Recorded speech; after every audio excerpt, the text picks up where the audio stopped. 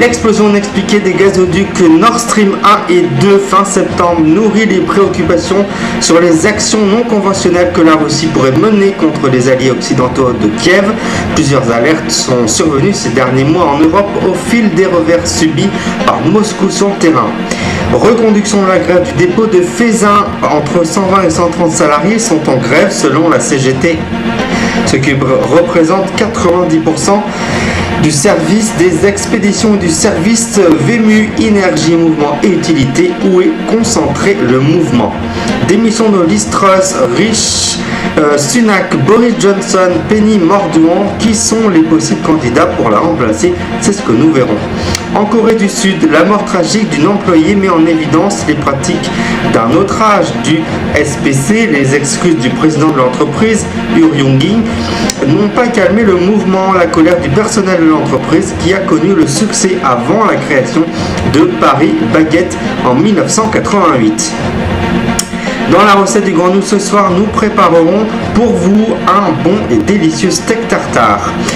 250 spécialistes demandent à la revue scientifique PNAS de retracter un article s'appuyant sur les travaux pour lesquels des femelles ont été séparées de leurs petits trotteaux et des bébés ont eu les paupières saturées.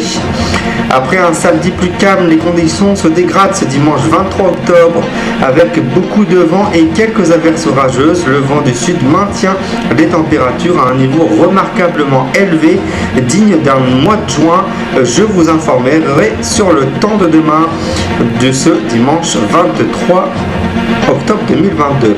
Et enfin, de grands news, dans Crème News ce soir, une fillette de 5 ans poignardée dans un parc puis étouffée à mort avec un sac poubelle, harcelée sur les réseaux sociaux. Juliette, 15 ans, s'est jetée sous un train. Et bien d'autres actualités concernant les faits divers, ce sera évidemment en fin de Grand News.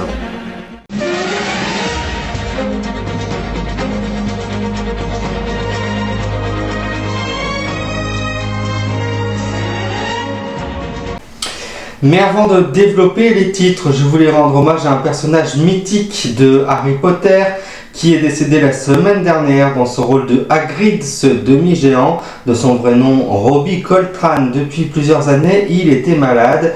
Il s'est éteint à l'hôpital à l'âge de 72 ans. Il souffrait d'une maladie qui l'empêchait de marcher correctement. Il ne se déplaçait qu'à l'aide d'un fauteuil roulant. Il avait 72 ans. Nous pensons évidemment très fort à ses proches et à sa famille.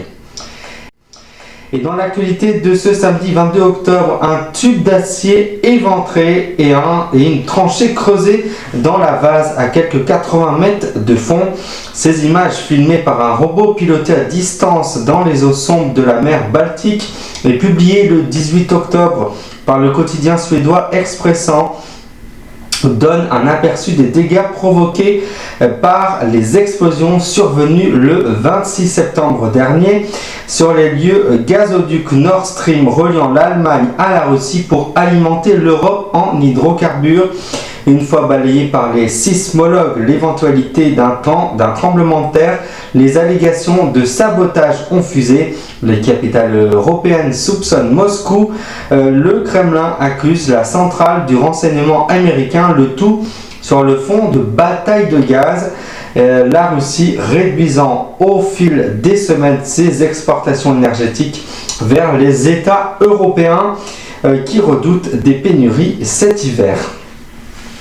Puisqu'on en parle, la grève a été reconduite ce samedi au matin jusqu'à lundi soir au dépôt des carburants. Total Direct Énergie et de Feyzin dans le Rhône a annoncé la Confédération Générale du Travail, la CGT.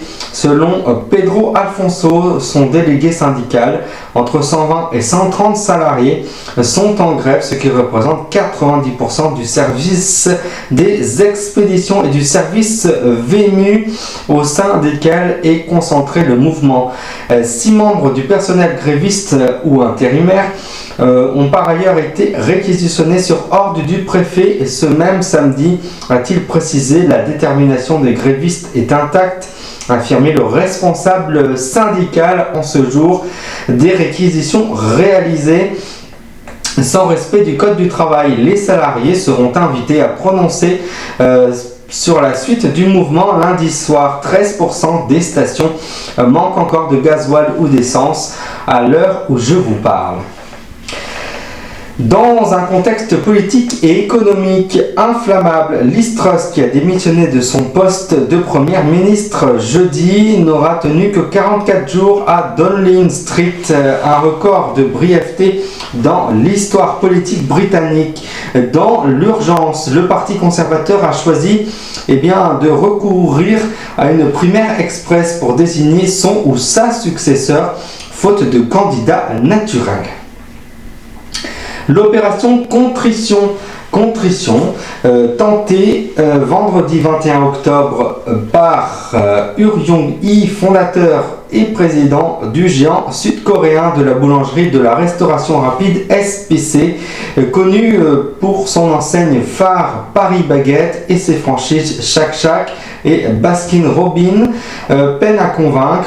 En costume sombre orné du badge bleu et jaune du logo en forme de sourire de l'entreprise, le dirigeant, 36e fortune de son pays selon Forbes, a présenté ses excuses pour la mort accidentelle le 15 octobre dernier d'une employée âgée seulement de 23 ans dans une usine de groupe à 65 km au sud de Séoul. La jeune femme a été happée par un mixeur géant dans lequel étaient versés des ingrédients. Depuis, l'entreprise est la cible de vives protestations et un appel au boycott de ses enseignes, car le drame illustre sa très controversée gestion d'un personnel majoritairement féminin et précaire. Le tragique accident serait dû à l'absence d'un dispositif de sécurité. L'usine a relancé ses activités dès le lendemain du drame. Ce n'est pas correct, a admis Ur. Nous allons renforcer la sécurité, a promis de son côté Yeon Jae-bok, le PDG de Paris Baguette. Et tout de suite, c'est la recette de Grand News.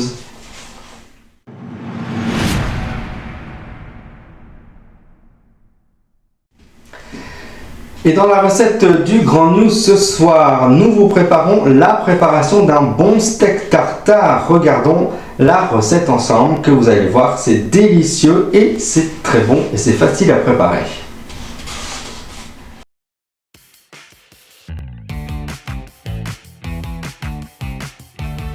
Alors, le steak tartare, pas de cuisson. Par contre, on a besoin d'avoir vraiment du goût. Sel, poivre, bien évidemment, des cornichons, des capres, de la moutarde, tabasco, sauce anglaise, Worcester sauce, un petit peu d'échalote, de l'huile, le jaune d'œuf, persil et bien évidemment la viande rouge, ici, filet de bœuf.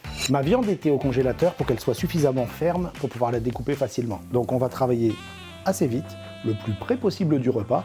On va commencer par faire des tranches d'environ 5 mm. Alors contrairement à ce qu'on pense, le tartare, ce n'est pas une viande hachée comme un steak haché, parce que là on n'aura pas de texture, on va avoir quelque chose de mou, de peu gourmand. Avec la méthode au couteau, vous aurez vraiment de la mâche et c'est vraiment ce qu'on recherche dans le steak tartare. Lorsque j'ai fait mes tranches, maintenant je vais faire des petites bandes rectangulaires de la même taille que je vais ensuite détailler en petits cubes. Maintenant on va préparer la garniture. Ici j'ai des petits capes, donc pas besoin de détailler, et on va attaquer l'échalote et les cornichons. Donc je fais mes lamelles de cornichons, pas trop fines, parce que l'intérêt du tartare c'est vraiment d'avoir de la mâche, il ne faut pas que ce soit un steak haché tout mélangé, on veut vraiment des morceaux avec de la mâche. Pour l'échalote, on va la couper en deux et ensuite on va simplement la ciseler comme on a déjà fait plein de fois ensemble. On va hacher assez grossièrement, plutôt concasser le persil. Il faut vraiment encore une fois qu'on ait le goût, qu'on ait la mâche, les différentes textures. Par contre, on ne va pas le mélanger avec la garniture qu'on vient de préparer. En fait, elle est un petit peu acide, les cornichons, les capres, et ça va oxyder mon persil. Donc le persil concassé dans un petit récipient à part et on l'incorporera au dernier moment dans mon steak tartare. Tout est quasiment prêt, il reste la sauce. Alors c'est vraiment la base du steak tartare, c'est ce qui va lui donner son goût, sa texture et aussi l'onctuosité qu'on va retrouver. Alors deux jaunes, on va ajouter sur ces jaunes un petit peu de moutarde. La quantité de moutarde, de sel, de poivre, de tabasco, c'est vraiment selon votre goût, si vous l'aimez plus ou moins assaisonné, mais vraiment il faut que ça ait du caractère. Ensuite, un petit peu de sauce anglaise. La sauce anglaise contient un petit peu d'anchois, donc ça sale déjà un petit peu, donc faites attention à pas trop saler, mais ça va vous aider à faire l'émulsion. Je vais ajouter maintenant le sel, le poivre, et ensuite on va monter la sauce exactement comme une mayonnaise. Ma base de sauce est quasiment terminée, par contre maintenant on va ajouter le tabasco. Alors tabasco, goutte à goutte, à vous de doser, c'est assez fort quand même, donc pas trop. Là on va mettre 2 gouttes, et on en rajoutera tout à l'heure si vraiment c'est nécessaire. La sauce est prête, la viande est prête, la garniture est prête, et le persil nous attend. Et là on va commencer à mélanger mes cubes de viande et ma garniture. Alors on va travailler à la fourchette parce qu'en fait ça va vous permettre de bien incorporer les éléments sans les écraser. On va lier avec la sauce, c'est-à-dire qu'on va ajouter la sauce petit à petit, juste pour avoir la bonne consistance. Peut-être que je ne vais pas mettre toute la sauce. Vous voyez, mon steak tartare change un peu de couleur, il s'éclaircit, c'est qu'en fait ma sauce enrobe chaque morceau. Votre steak tartare est correctement lié, et lorsqu'on le travaille, on entend ce bruit humide. On sait que là, la viande va être humide, va être goûteuse, et la texture sera parfaite. Ça y est, le steak tartare est prêt, dressé. Alors pourquoi steak tartare? En fait, les tartares, les Huns, ils descendaient les steppes à dos de cheval pour envahir les régions proches ou plus lointaines, glissaient un morceau de viande entre la selle et le cheval, et en fait la cavalcade et le frottement de la selle permettaient d'attendrir la viande. Voilà, c'est l'origine du mot steak tartare. Je vous rappelle que moi j'ai pris du filet de bœuf, mais on peut prendre du rump steak, du cœur de rump steak, du dessus de palette. Il faut juste préciser à votre boucher que vous souhaitez une viande de première catégorie pour faire du steak tartare. Alors l'accompagnement classique, frites salade, très simple.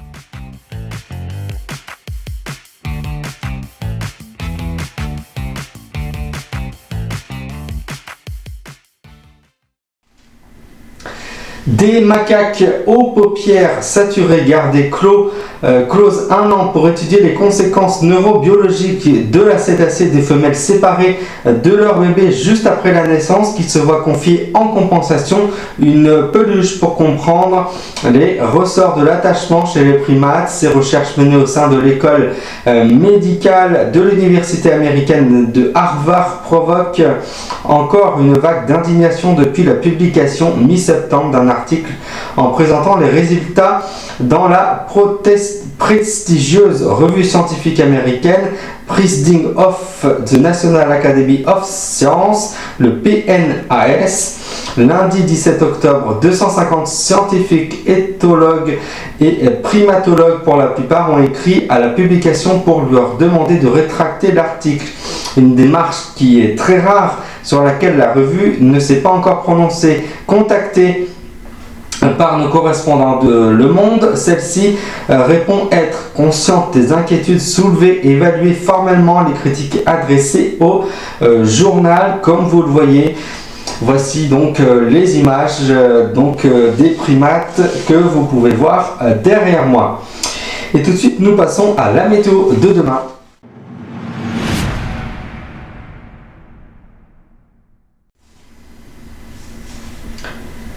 Nous restons sous influence d'un vent du sud très doux ce dimanche sur toute la France. Ce vent du sud canalisé entre une dépression qui remonte majoritairement et rapidement du golfe de Gascogne aux côtes de la Manche, et un anticyclone qui remonte de Tunisie à l'Allemagne emporte un temps passagèrement instable avec un risque d'averses orageuses sur de nombreuses régions, des Charentes-Maritimes et des Charentes jusqu'au Pays de la Loire, aux côtes normandes. Vous passez la journée dans une ambiance ventée et un temps instable avec quelques averses orageuses. Les rafales atteignent 90 à 100 km/h près des côtes et de 70 km/h dans les terres. De 14 à 17 degrés demain. Le matin, vous aurez 20 degrés quant à l'après-midi. Et tout de suite, passons à la rubrique de faits divers Crime News.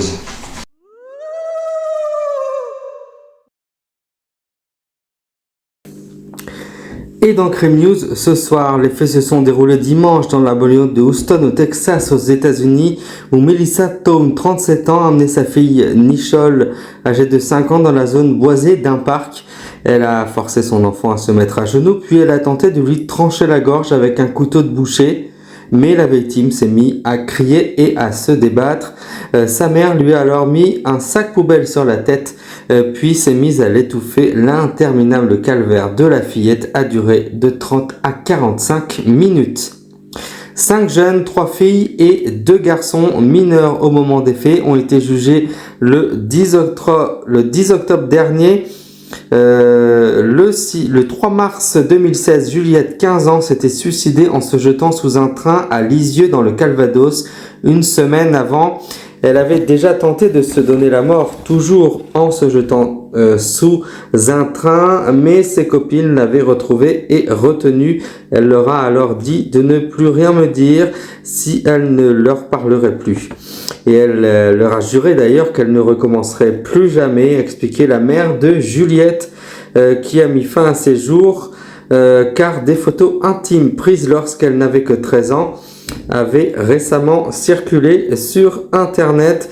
Les 5 prévenus ont été condamnés à des peines de 2, 3, 4 mois de prison avec sursis. Pardon. Vers 22 heures, un adolescent de 16 ans s'est mis à étrangler sa mère âgée de 45 ans lors d'une violente dispute. Son frère a tenté de l'en empêcher en vain lorsque les policiers sont arrivés sur les lieux.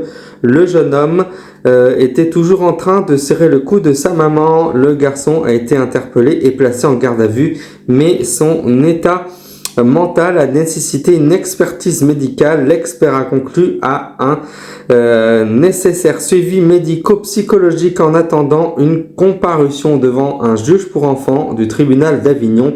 Il a été laissé libre. Et enfin, le drame qui s'est produit ce samedi sur l'autoroute A50 à Roquefort-la-Bédoule dans les Bouches-du-Rhône. Vers 5h15 du matin, un père de famille s'est assoupi au volant de sa voiture et a percuté un muret sur le bas-côté. Il est parti en tête à queue et s'est retrouvé sur le terre-plein central. L'homme a alors voulu mettre ses deux enfants de 9 et 14 ans à l'abri. Les secours arrivés sur les lieux n'ont pu constater que le décès, car une jeune femme âgée de 28 ans les a percutés. Cette dernière, la conductrice du second véhicule, une femme de 28 ans, a été transportée à l'hôpital après s'être fracturé le bassin. Elle a reconnu aux forces de l'ordre avoir consommé de l'alcool. Les résultats de tests d'alcoolémie seront bientôt connus. Le père a quant à lui été hospitalisé en grand état de choc. Un troisième véhicule a été mis en cause, la conductrice de 36 ans. Cette fois-ci, s'en est sortie indemne. L'autoroute est coupée, la police est toujours sur place. Et c'est la fin de ce grand news. Merci aux équipes qui nous ont permis de vous retrouver ce soir. Rendez-vous samedi prochain, j'espère. D'ici là, passez un très bon dimanche et une belle semaine en avance. Merci de nous rester fidèles.